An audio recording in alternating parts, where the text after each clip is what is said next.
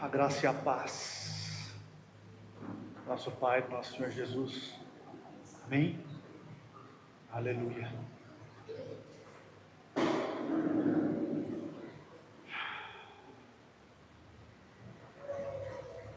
Amados, quando aquilo que está feito por Jesus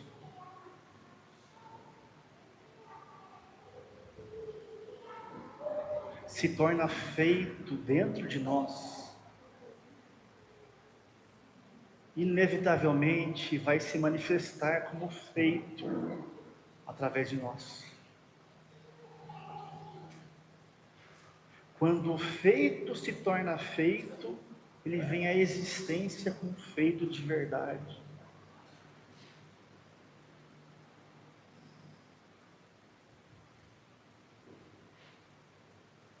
Nós nunca ouvimos, ou nunca perguntamos para alguém algumas perguntas do tipo: você acha que eu devo respirar? Irmão, estou com uma dúvida aqui. Você acha que eu devo piscar? Ou não?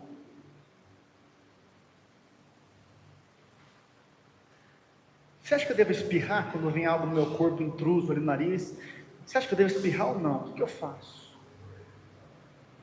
Irmãos, nós não perguntamos isso porque naturalmente isso já é um reflexo espontâneo da nossa natureza física.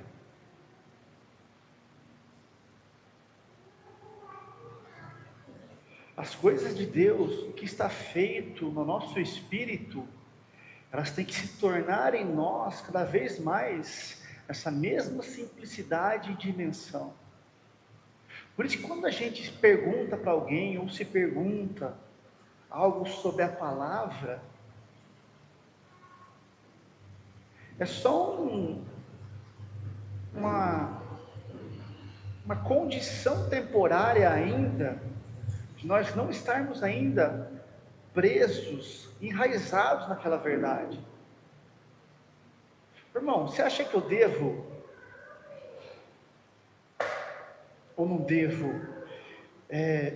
me preocupar, me ocupar com a minha vida? Cuidar, planejar, traçar metas. Sendo que a palavra diz: não se ocupem com nada, não com amanhã. Busca em primeiro lugar o reinar de Deus na sua vida, e eu vou fazer todas as coisas que o mundo corre atrás de você. Só que isso chacoalha a nossa alma, as nossas emoções.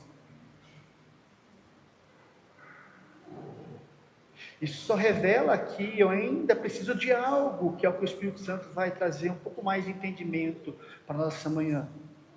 Porque quem sabe disso nas 3 dimensões não pergunta mais, mas é uma obra da graça, não é um esforço.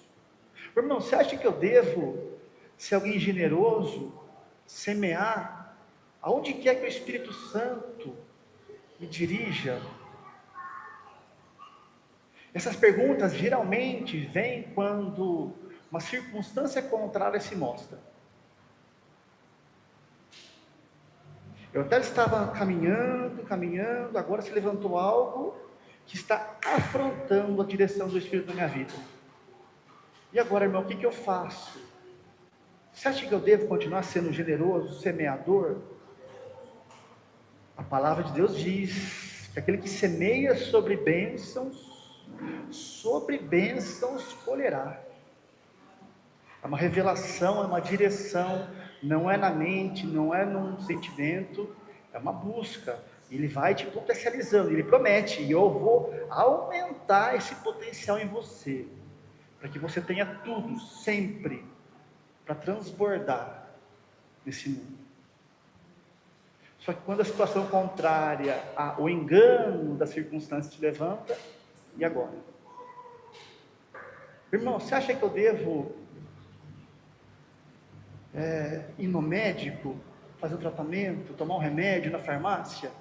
Vou no Google ver o que é esse engano, sendo que a palavra de Deus diz que Jesus Cristo levou todas as nossas enfermidades. Mesma coisa, meu querido, é só uma condição interior da nossa alma que ainda está necessitando de algo. Porque se Deus levou, Ele levou. Esse é o feito. Só que esse feito, ele precisa ser concluído dentro de mim, nessa edificação, para que agora eu seja alguém espontâneo em crer na palavra, não tem dúvida.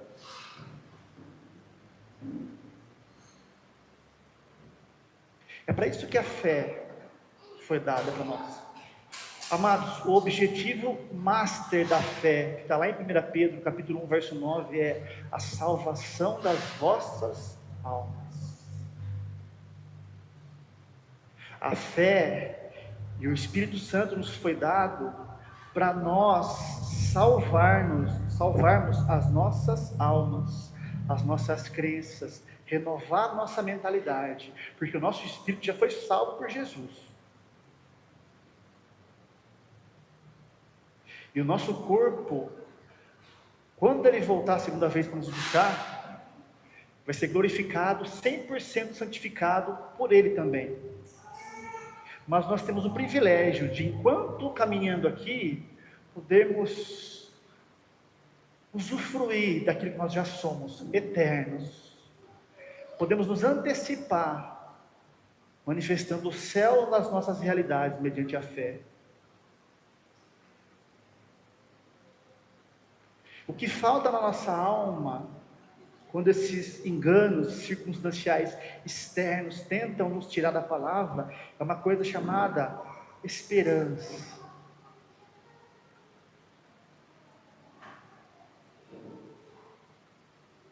Amados, esperança para nós, seres eternos, não é a mesma coisa que esperança que o mundo entende.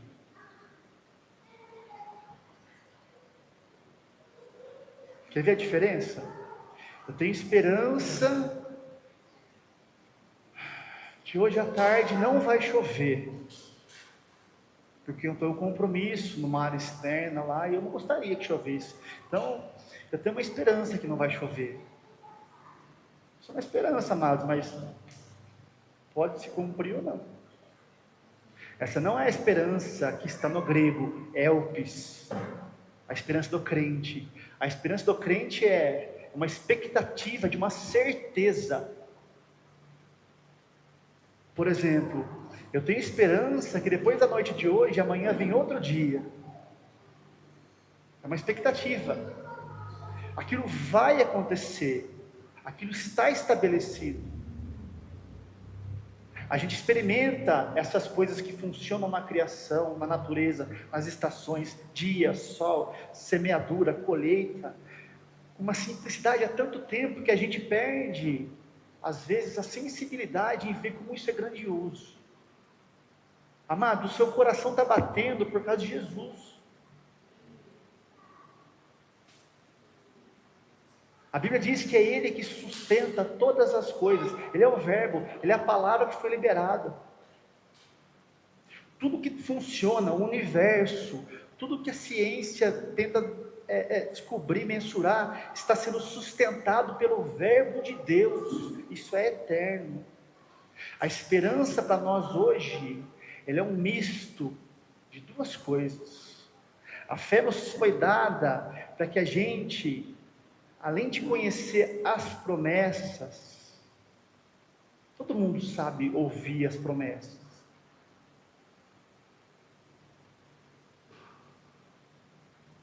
A gente conhece as promessas de Deus, muitas. Dependendo das circunstâncias que a gente atravessa, a gente sempre vai se inclinar o coração, buscar na verdade um lugar para a gente encontrar. É isso que me pertence, é isso que Jesus fez por mim. Eu não vou abrir mão disso daqui.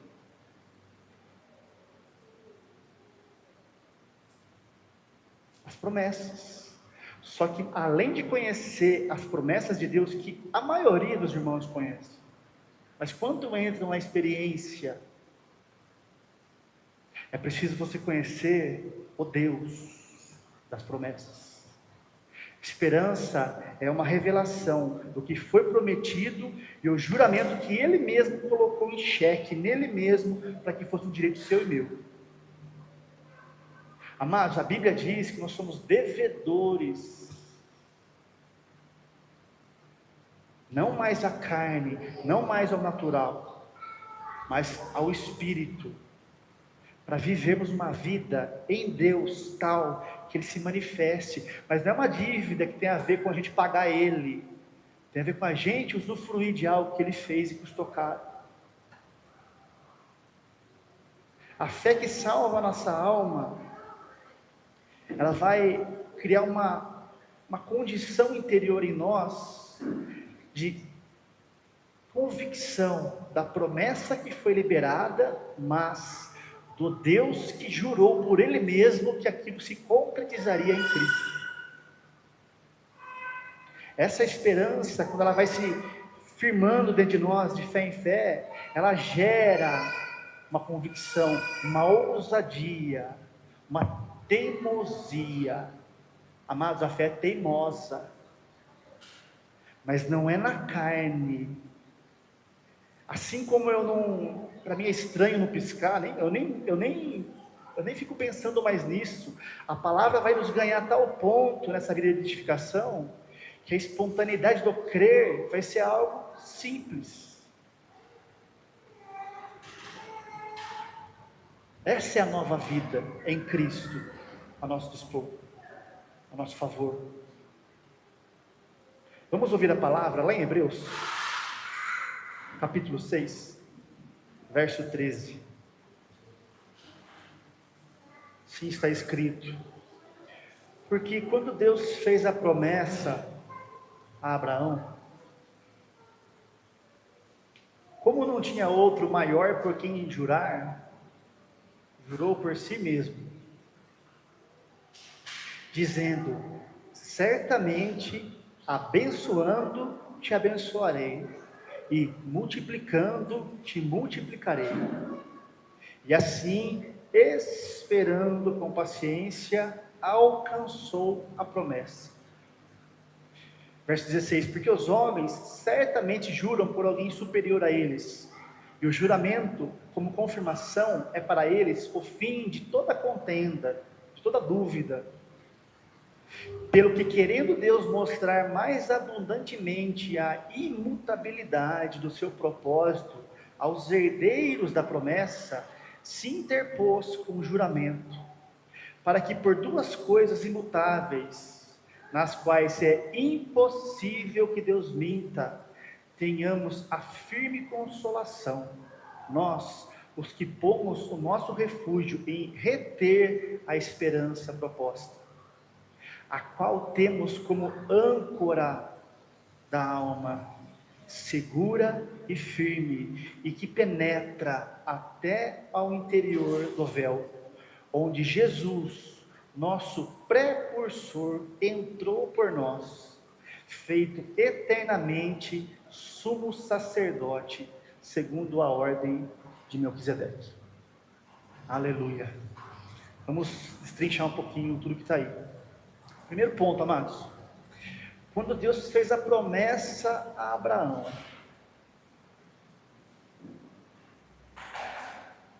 dizendo: abençoando te abençoarei, multiplicando te multiplicarei, qual promessa foi essa? Essa promessa foi feita a Abraão logo após a prova que ele teve com Deus, lá no Monte Moriá, quando Deus pediu Isaac em sacrifício. Ele levantou o cutelo, Deus falou: não, para, Abraão, agora eu sei que você me teme. E aí ele liberou a promessa. Então essa promessa aí não era o filho, essa promessa aí não era nada para Abraão em si, essa promessa aí era: Abraão, eu vou fazer de ti uma nação, na tua semente, que é Cristo, todas as famílias serão benditas. E diz a palavra: e assim Abraão, esperando com paciência, alcançou a promessa. A Bíblia chama Abraão de nosso pai na fé. Amados, nós só estamos aqui hoje por causa desse homem. Esse alcançou aí, não é pegou.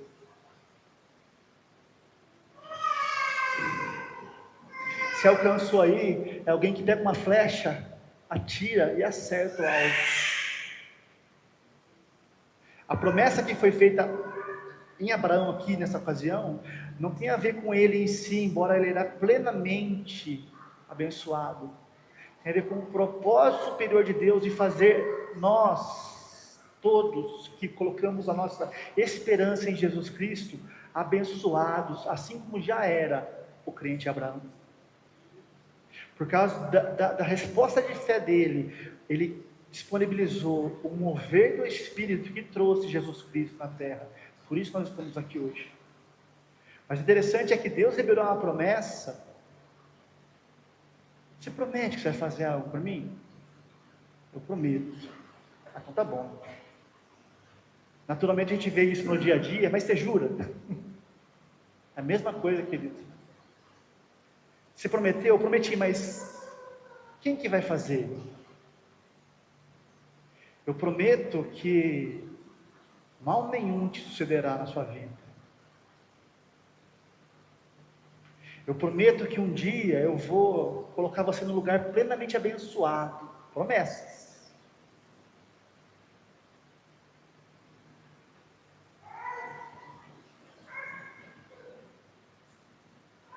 Eu prometo que você é mais que vencedor.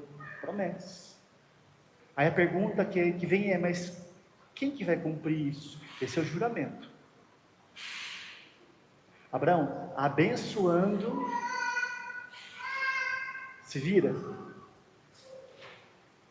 Não.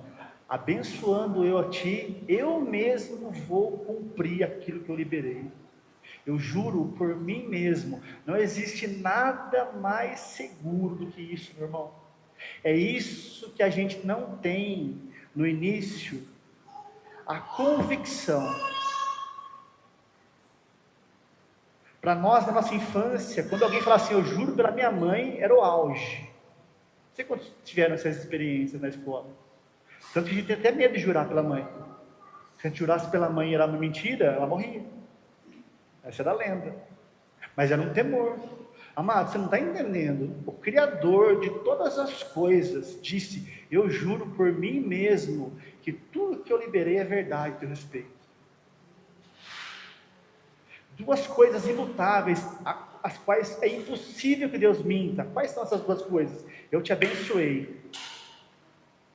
E eu cumpri tudo isso em Cristo por você. À medida que a gente vai se edificando, meu irmão, o Espírito Santo vai pegando essas verdades e vai transferindo para nós. Para que aconteça o que a gente leu aí no verso 18. Para que nós tenhamos um refúgio em reter a esperança proposta. Se eu tenho uma expectativa de que Deus vai manifestar aquilo que já está feito, mediante a minha fé, eu preciso aprender a reter isso. Aí você começa a caminhar, você dá um passo, e as circunstâncias mudam. A pergunta de um crente é, o que eu tenho a ver com isso?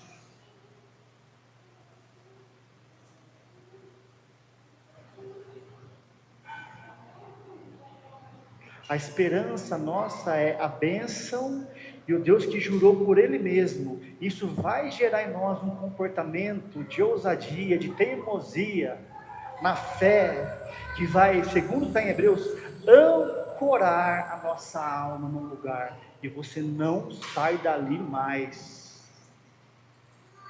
Meu irmão, pega um navio, a hora que aquela âncora cai no fundo, encosta, a hora que aquilo é fixado, o mar pode chacoalhar, ele não sai do lugar.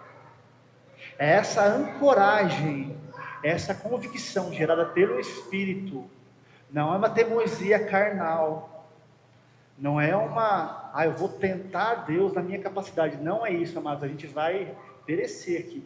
Nós precisamos nos edificar, nós precisamos passar tempo com Ele, para que essa ousadia, essa teimosia seja algo espontâneo. Você nem consegue mais pender inicialmente para uma dúvida.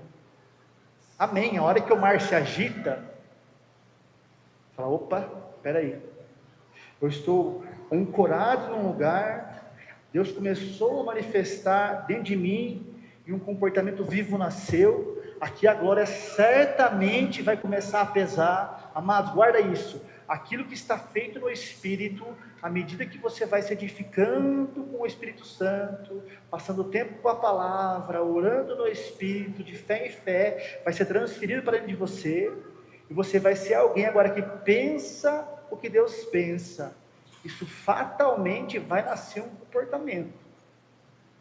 Aqui Deus começa a manifestar, a frutificar aquela palavra.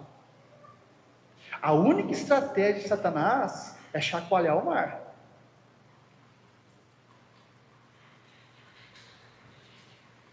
Se eu sou um naviozinho desavisado, que acha que tem a capacidade de crer na palavra, eu vou me colocar numa posição lá, e amém, a palavra de Deus diz que eu sou isso, eu sou. Amados, Deus é tão bom, que Ele vai começar a manifestar na sua vida aquela verdade. Qual é o problema? O problema é a hora que o mar balança. Se você não estiver ancorado ali, você não persevera. A âncora da nossa alma é esse entendimento de que aquele que prometeu já cumpriu, jurou por ele mesmo que era verdade. Aquilo vai chumbar a gente num lugar que nada mais move a gente dessa palavra, nem nós mesmos. Aqui que é o ponto.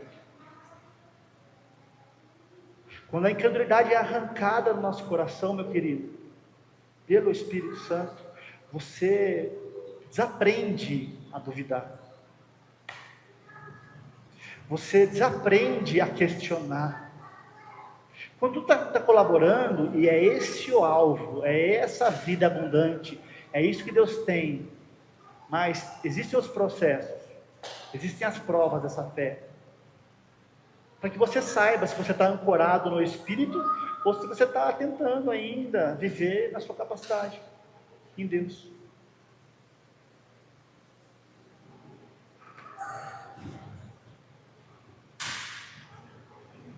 Essa esperança que ancora a nossa alma no lugar, diz Hebreus, que tem a ver com o que Jesus fez em nosso favor, penetrando até o interior do véu. Não sei quantos conhecem, né? Mas só para não ficar muito obscuro esse texto. No Antigo Testamento, o tabernáculo de Deus, que era a presença dele na terra, ele tinha 3 partes. Ele tinha o pátio externo, que era o átrio, que aponta para o nosso corpo. Ele tinha uma parte mais interior, que é o santo lugar, que aponta para a nossa alma. E existia um véu entre o santo lugar e o santo dos santos, que é onde estava a arca, a presença de Deus real, no contexto de Velho Testamento, amém? Esse véu tipifica a lei, tipifica a exigência de Deus para que nós tenhamos acesso às promessas. Acesso que eu digo é experiência. Todo ano o sumo sacerdote entrava nesse lugar para oferecer um sacrifício em favor dele mesmo e de todo o povo. É o chamado dia da expiação, ou Yom Kippur, dos judeus até hoje. O que simboliza na prática? Simboliza que um sumo sacerdote vai entrar num lugar que eu ainda não tenho acesso, e se ele sair de lá vivo, significa que Deus reconheceu aquele sacrifício que ele fez por mim, significa que está tudo bem para mim. Amados, o povo estava de fora só aguardando ele sair. Quando ele saía em vida, era um sinal: Deus está satisfeito comigo mesmo. Não tem nada a ver comigo, tem a ver com o sumo sacerdote que fez algo por mim. Por isso que Jesus é um sumo sacerdote superior, e ele entrou nesse lugar de uma vez por todas. Por isso que na cruz o véu se rasgou de alto a baixo, obra dele. Agora aquilo que era um lugar que só Jesus, ou só o sumo sacerdote entrava, está disponível para nós. Está tudo bem entre nós e o nosso Pai, por causa do que Jesus fez por mim. Quando eu olho para qualquer promessa hoje, quando eu olho para qualquer circunstância minha hoje que está afrontando isso, eu preciso encontrar o que Deus diz. E muito mais do que isso, eu preciso encontrar qual que é a promessa de Deus nessa circunstância. A promessa para Abraão aqui não foi um filho, não foi riquezas, não foi uma saúde, não foi uma vida suprida, não foi paz, não foi vitória. E Abraão experimentou tudo isso. O propósito de Deus para Abraão é: eu vou fazer de você uma bênção, e através de você todas as famílias serão benditas. Ele precisou de uma vitória, Deus vem, deu. Ele precisou de suprimento. Abraão tinha casa, amado. Abraão comia, Abraão bebia, Abraão vivia, Abraão festejava, Abraão era um ser como nós. E Deus bancava. Abraão precisou de um filho. Deus gerou. Mas a promessa era para toda a eternidade, para que hoje nós, a nova aliança, pudéssemos ter acesso a essa fé que o abençoou plenamente. Então, a crise que a gente passa nas circunstâncias, ela está fora, amado. Guarda isso em nome de Jesus. Você, à medida que você vai se edificando pelo Espírito, vai sendo chumbado, ancorado na palavra, a única coisa que Satanás pode fazer é tentar mover algo externo. Para mudar o quê? Para mudar aquilo que você acredita. Encontre nessa circunstância, nesse engano, o verdadeiro afronte na sua vida. Eu estou com uma enfermidade. Não, meu querido. Você está sendo afrontado por um engano que está tentando paralisar o chamado de Deus da sua vida, na sua saúde.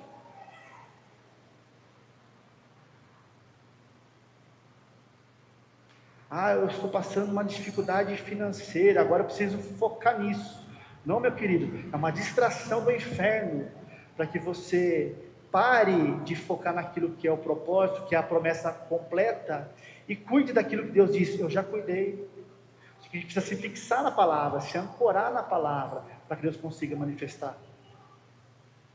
Então a esperança de nós, hoje, crentes em Cristo, ela é uma união, ela é um casamento daquilo que Jesus fez, mas muito mais que isso, Ele se colocou como fiador e garantia. Quando essa revelação nasce, meu irmão, você vira um teimoso. Aí você não é alguém nem que duvida, nem que pergunta. Aí é o contrário. Aí as pessoas vêm te perguntar. Olha onde está a promessa aqui, irmãos. Olha o propósito de Deus aqui. Na imaturidade, na carne, você acha que eu devo ou não devo? A pessoa não está ancorada aqui ainda. Por quê? Porque ela não conhece a palavra, porque ela não se edifica, porque ela não passa tempo com o Espírito Santo. Só por isso. Questão de tempo. Não se condene, mas não abra mão de experimentar a verdade. Jamais. Na hora que a pessoa, pelo Espírito Santo, é chumbada nesse lugar, para ela ficou simples. A hora que as circunstâncias talvez mudem, e o mar se agite, amados, o navio balança. Ou não? Mas ele sai do lugar? Se você permanecer na palavra, é impossível que Deus minta, diz Hebreus. Eu te abençoei e eu já manifestei isso. Se você permanecer aqui, nesse refúgio que Jesus possibilitou para você hoje, você vai ver dias bons. todos os enganos caírem por terra um a um. Mas essas situações não são um afronte a você mesmo, são um afronte ao seu chamado, são um afronte à vida eterna que você é convocado para carregar e para divulgar.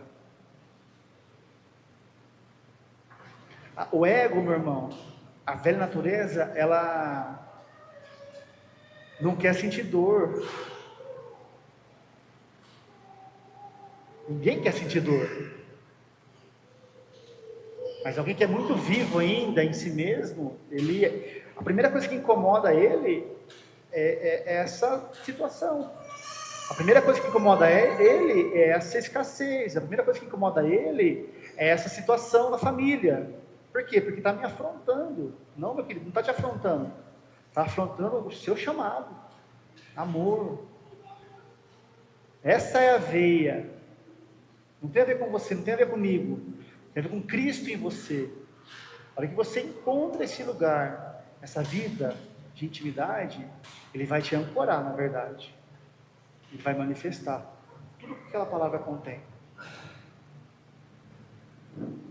É só a gente discernir a âncora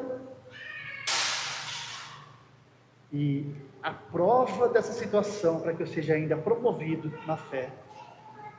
Abra comigo para a gente encerrar. Tiago, capítulo 1. Verso 2. Diz assim a palavra de Deus: meus irmãos, tende por motivo de grande alegria quando passardes por várias provações. Só isso daqui já... Quem está vivo ainda, já pula fora.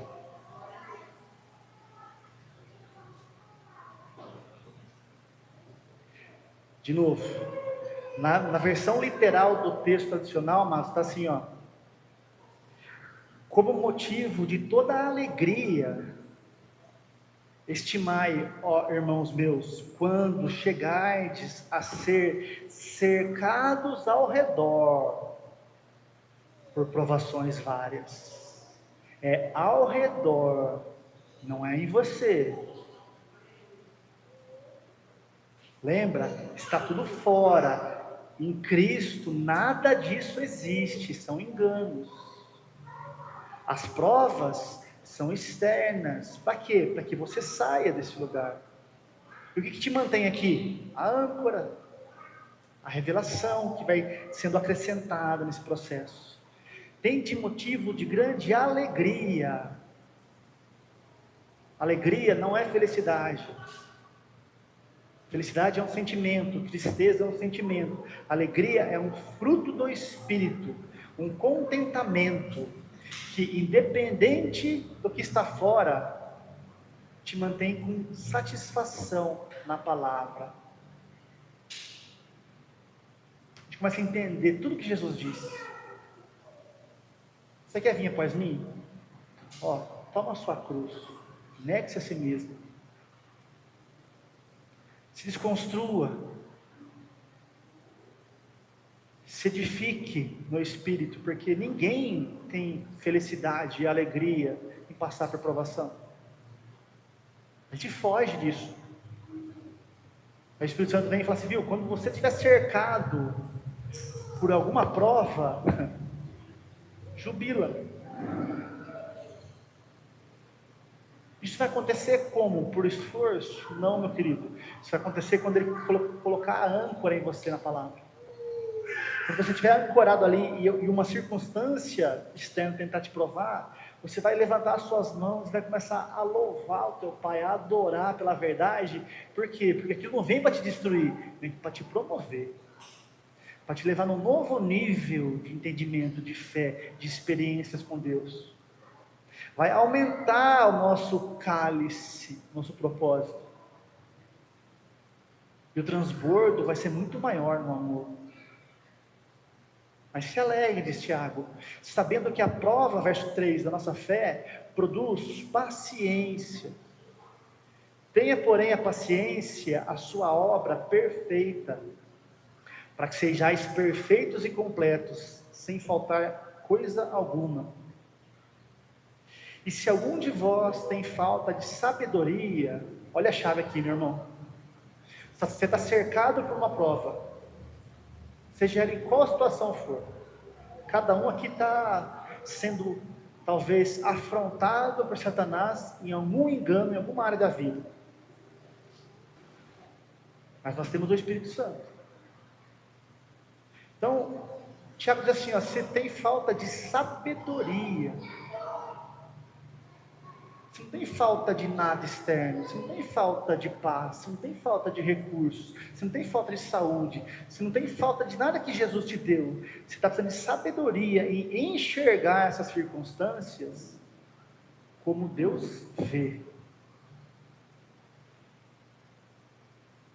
Uma oportunidade de se promover no reinar de Deus, e como consequência, aquilo que a palavra contém vai suprir aquilo que está te afrontando. Você vai se tornar comida para uma geração. Aqui que nasce a unção. É quando você foi provado e aprovado, você tem unção para alimentar as pessoas.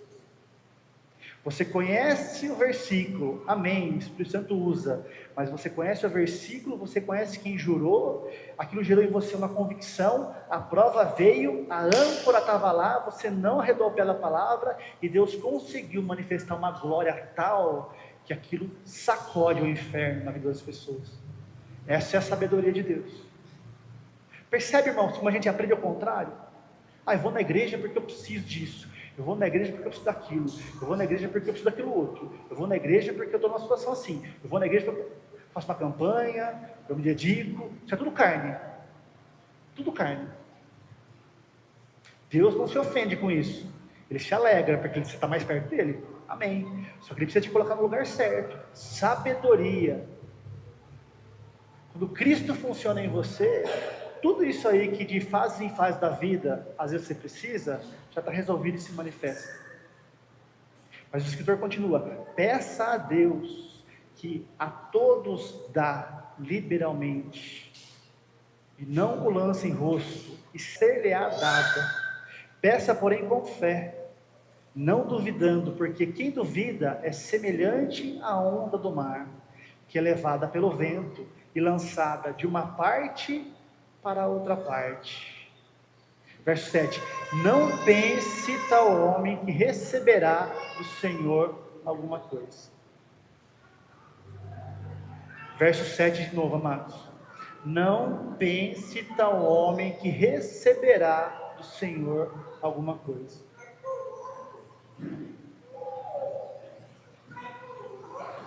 Existe uma escolha que todos nós precisamos fazer em algum momento, amados.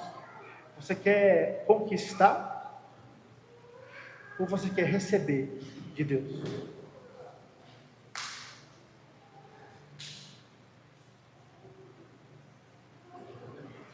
Para conquistar, existem os meios naturais que vão te cansar e não vão te dar propósito. Vai ficar tudo aqui. Para receber de Deus existe uma sabedoria. Cristo em vós, a expectativa da manifestação daquilo que a palavra é. É aqui que Ele quer nos colocar. Nesse lugar, você recebe de graça do Senhor. Então a instrução do mestre Tiago é simples. Não importa o momento de vida, busca no Espírito Santo sabedoria.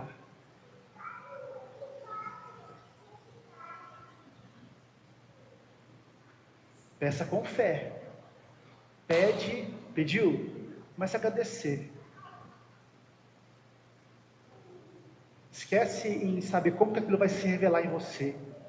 Saiba, se você pediu com fé e nada duvidando, Ele vai cumprir. Porque Ele abençoou e Ele jurou por Ele mesmo em Abraão. E você está hoje em Abraão, nosso pai na fé.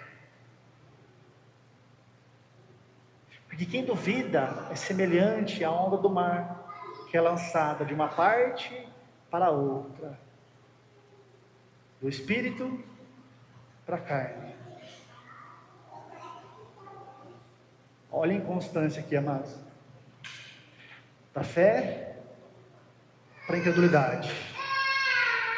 A circunstância favorece um pouco porque Deus é bom, só que eu esfrio no meu relacionamento com o Espírito Santo. Daqui a pouco algo superior tenta me afrontar, aí se levanta de novo, olha eu lá de novo. Aí eu viro um frequentador da igreja. Ora eu estou na fé, ora eu não estou. Ora eu creio, ora eu não creio. Ora eu estou no Espírito, ora eu estou na carne. Ora Deus me dá, ora eu sei conquistar. Ora, essa é inconstância. Nesse lugar, Tiago garantiu, não pense que você vai receber de Deus, porque você não vai. Como que eu deixo ele ser lançado do Espírito para a carne? A minha alma precisa dessa âncora. Olha que aquilo é chumbado aqui, como eu já falei várias vezes aqui hoje, amados. Acabou para Satanás. Se você tem a convicção, se eu tenho a convicção de que eu estou cada vez mais entrando no propósito de Deus para a minha vida, naquilo que Ele me designou para funcionar aqui em Cristo, o que pode me parar, meu irmão? Existe um Deus que jurou por nós, que tudo aquilo que Ele prometeu, Ele já cumpriu, jurou por Ele mesmo. Se a gente tinha temor de jurar por pai, por mãe, como mais superior é isso? Como que a gente vai chegar diante dele um dia, tendo crido na palavra, e somente experimentado uma falha? Você acha que ele não garante? A questão é a gente ficar aqui, ó, ancorado nesse lugar. É esse processo que a vida de edificação vai trazer em nós, amados. Cada um aqui, eu tenho certeza, amados, a Bíblia diz que uma medida de fé já foi dada para cada um. Você pode não perceber, porque a gente pode ter 10 áreas da nossa vida. Se uma estiver ruim, a gente foca em qual? As 9 que está ótima, perde o brilho, a gente foca no ruim. Até isso vai morrer com o tempo. Mas cada filho de Deus já tem em si um fruto de algo que ele não tem dificuldade em crer. Ele nem se abala quando o engano vem. São as áreas onde nossos muros já são altos, por graça. Mas discina até isso, não é você que tem a capacidade de permanecer ali, foi o Espírito Santo que colocou isso em você. Olhe para os muros baixos e diga: eu vou receber sabedoria de Deus aqui, para que Ele edifique a minha vida, toda ela, nesse lugar, para que eu receba de Deus. O que? Tudo. E aí você vai inverter. Você vai ter um comportamento vivo, uma atitude santa. E aí o morto vai vir perguntar: cara, mas você vai ser generoso nessa situação? Eu sei que você trabalha, olha as notícias do mundo. A bolsa despencou. Você vai continuar seguindo o Espírito Santo, sendo generoso naquilo que você dele ouviu? E você vai falar assim: cara, eu não sou governado pelas circunstâncias, eu estou ancorado numa palavra onde Deus cuida de mim, e olha que aquilo se manifesta, meu querido, aquilo que era morto, é atraído para o Pai. Não é questão de você ter em si mesmo a fé que te priva, que te salva. É questão de você ter em si mesmo agora uma fé que tem como propósito você amar. Eu sei, eu tenho experiências, mas isso agora é para ser usado na minha vida para salvação das pessoas. É quando alguém vê que você não age como o mundo age, mas a pessoa olha para as circunstâncias suas, talvez, o mar chacoalhando, e você ancorado, de mãos levantadas, sem murmuração. Isso arrasa com o inferno na vida das pessoas, e como consequência na sua vida também, e a calmaria vem. Até uma nova prova, um novo nível de fé, um novo nível de glória, até o fim. Eu e você em Cristo, amados, somos derrubadores de gigantes, mas é nele. O que preciso fazer? Permanecer. Aonde? Na verdade. Como é que eu sei se eu estou ou não estou? Eu faço uma análise de mim mesmo. Ou nem faço, eu só me ocupo em me edificar. Que é o que a gente prega aqui, que é o que a gente ensina aqui. Seja valente, seja ousado. Amados, tenha a convicção, persevere. Não, você não dá conta disso, nem eu. Não tente fabricar uma âncora e colocar lá, porque nós não temos essa capacidade. A nossa instrução, o nosso chamado como ministério vai passar tempo com o Espírito Santo, vai se edificar, vai orar em línguas, porque Ele vai colocar a âncora na sua vida de fé em fé, e de área em área, e você nunca mais vai ser enganado pelas circunstâncias da sua vida. E quem passar por você, vai ser atraído para esse lugar. E a consequência é uma vida abundante, uma vida gloriosa. Uma vida que Deus se alegra que nós tenhamos, em nome de Jesus. Amém, meu querido? Sabedoria. Sabedoria. As promessas e o Deus da promessa. O que Ele abençoou, mas o que Ele jurou nele mesmo. Eu vou cumprir. Já está liberado. Em nome de Jesus. De fé em fé nós vamos crescendo nisso. Para a glória de Deus. Amém? Graças a Deus.